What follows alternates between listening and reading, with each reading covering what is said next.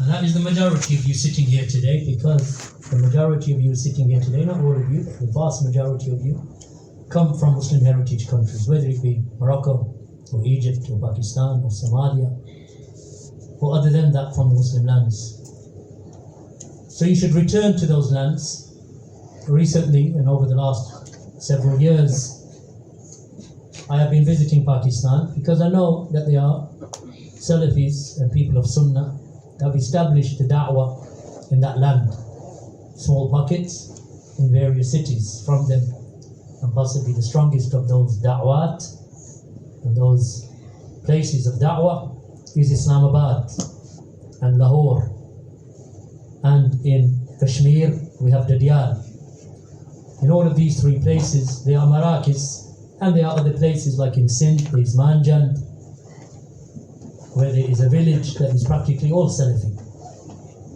So the Salafis, meaning the people of Sunnah and Hadith, that they are established in that land. So it was a no-brainer for me that I should actually make efforts in returning myself and my family to that land.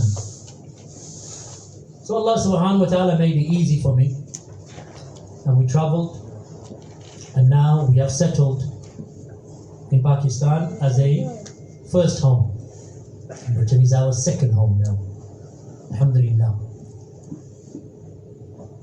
The land itself, you know, if you see in the pictures, one thing that you have to keep away from living in these countries is the Western Eurocentric propaganda against Muslim countries.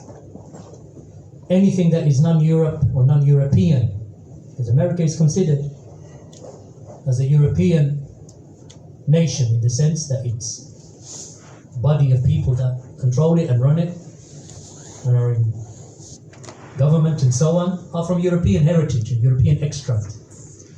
Same with Canada and North America in general.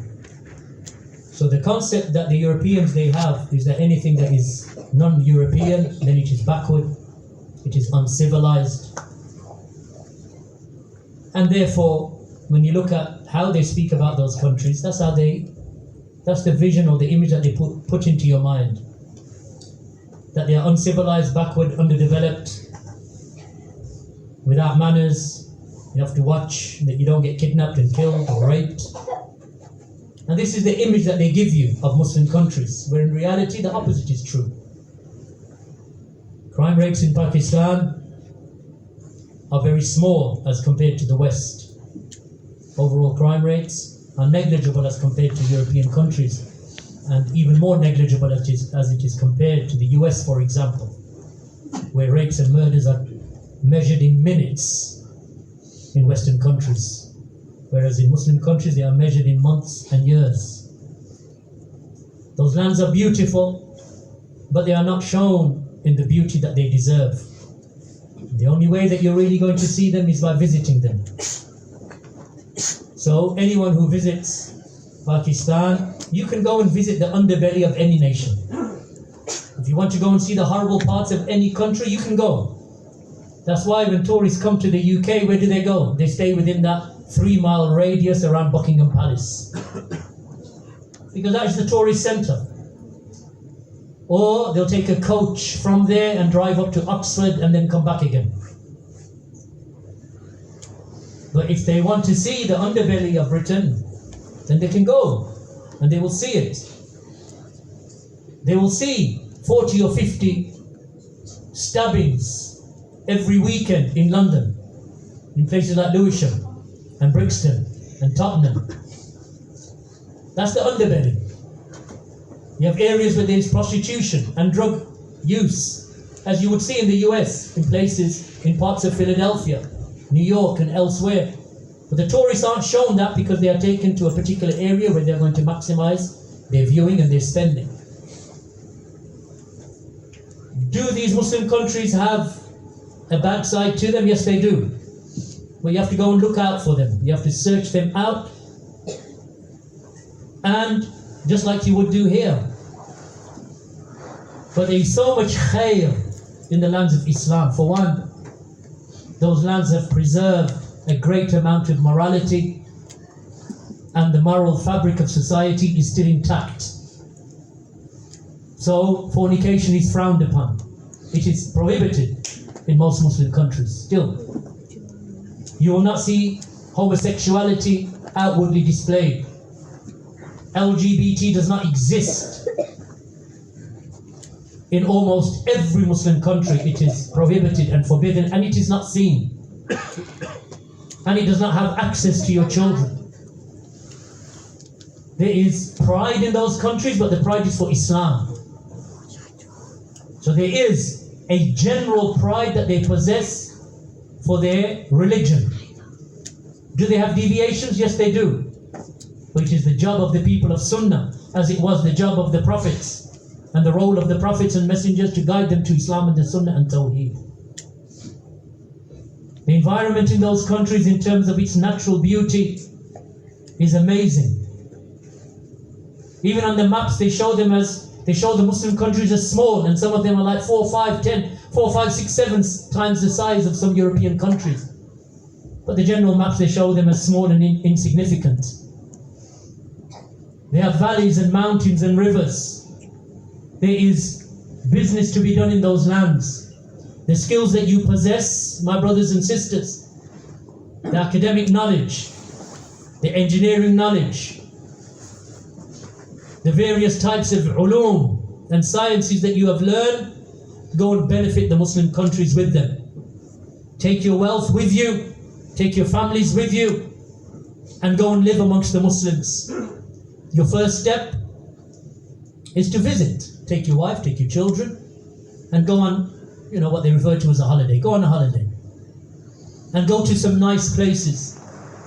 Just like if you were to go on a holiday in Europe, you would not look for the drugs and the ghettos and where the knife stabbings take place and where the shootings take place and say we spent a nice holiday, in one of the ghettos of Paris. You wouldn't do that. So why would you do that in a Muslim country? Go to a Muslim country and go to the nice cities. Go to Islamabad. Go to Lahore. Go to some of the other nice areas. Go to Hunza. And likewise in some of the other countries that you go to the nice areas. Get your children, get your wife, get your family. Allow their hearts to get attached to these countries. So yes, in Pakistan we have a da'wah. Markaz al-Darimi is established in Islamabad. There are students of knowledge there that teach. There is our brother Zubair Abbasi. There is our brother Tariq Ali Brohi. And likewise there is our brother who has migrated from England and returned back to Pakistan, Abu Arwa Ali Mir. And they are giving da'wah in Islamabad, in English, in Urdu.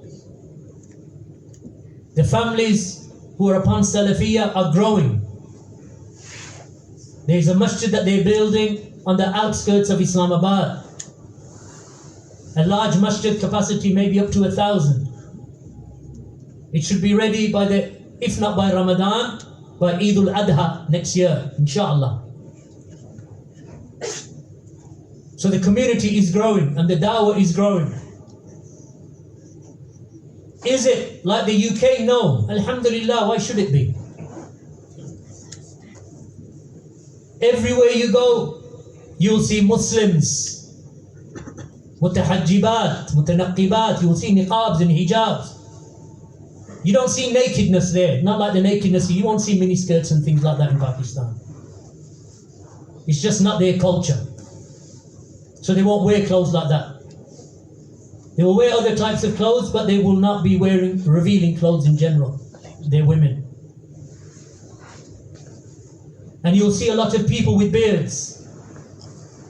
And you'll be given salam wherever you go. Assalamu alaikum wa alaikum salam. You walk into a shop, assalamu alaikum wa alaikum salam. Jazakallah khair. Shukran. Everywhere you go, you will not sense racism. And definitely there will be no Islamophobia. Your children are protected from the ills that you see in these societies. Your children will not be exposed to homosexuality, child abuse. They won't be exposed to it. It doesn't mean it doesn't take place, but they will not be exposed to it, inshallah. Fornication, you will not be exposed to it. all of these ideas of multiple genders and gender transition, you will not notice it there and you will not see it, because it is not a part of their culture. It is not a part of Islamic culture. So what I would suggest is, instead of buying that new car or that new rip-off iPhone, pay for 3 tickets, because that's what an iPhone costs. I don't understand, how a person measures value these days. You just want another hole on the back of your camera. On the back there, they just want to add another hole, and you're going to pay another £800 for that, and you fall for it. Use your wealth. Instead of that new sofa, you already got a leather sofa, you don't need another one. Get someone to clean this one. You don't need to upgrade your car. Get some ticket money together. If you're Moroccan, go to Morocco. Or even if you're a Pakistani, go to Morocco, it doesn't matter. Go to a Muslim country where there is some future for you to live. And that is normally in your heritage country. If you're a Pakistani, then it'll be Pakistan. If you're a Somali, then it'll be Somalia. Same with Morocco and so on. Visit those countries, get your children. Do you want the hearts of your children to be attached to this type of country? You're going to risk the future of your children and their education and how they start thinking and how they start becoming indoctrinated by the values of this society, because you're too afraid to go back to Pakistan. Oh, they're poor. Alhamdulillah, they're poor. Jannah is filled with poor people. Inshallah, when you go back, you won't be poor, because you'll take the wealth that you have gathered here and go to a Muslim country. Go and spend 2 or 3 weeks there in a nice part of Islamabad. And I recommend Islamabad because that's where Salafiyya is strongest. Stronger than other areas, because of the students of knowledge and because of the markaz and because of the masjid. And the community that is there, and there are several expat communities there, or families there. So I would suggest that you go there, enjoy your life there, enjoy your time there, enjoy your 2 or 3 weeks there, and think to yourself, could I live here? And the answer is yes, you can. Whether you want to, because you miss the corruption in this land, and you think that you're making more money here, but you're not making more money here. Truthfully, truth be told. Because the amount of taxes that you pay in this country, you walk home and your spending power at the end of what you paid in your taxes is probably less than 50%. Because of income tax, national insurance, VAT on every purchase. So you think you're on 100,000, but your spending power is less than 50,000 after all the taxes that you pay here. And that's how you have to think, that the value of living in those countries is better. The environment is better. The religion is far better. The community is better. And the sun shines. The climate is beautiful in Islamabad, surrounded by mountains. You wake up every morning, you go to your roof and you see the Margla Hills. And the Margla Hills are the actual foothills of the Himalayas that stretch for 1,000 miles up until they reach the Karakoram and the Himalayan range, where you'll find K2. K2, the second highest peak, is in Pakistan.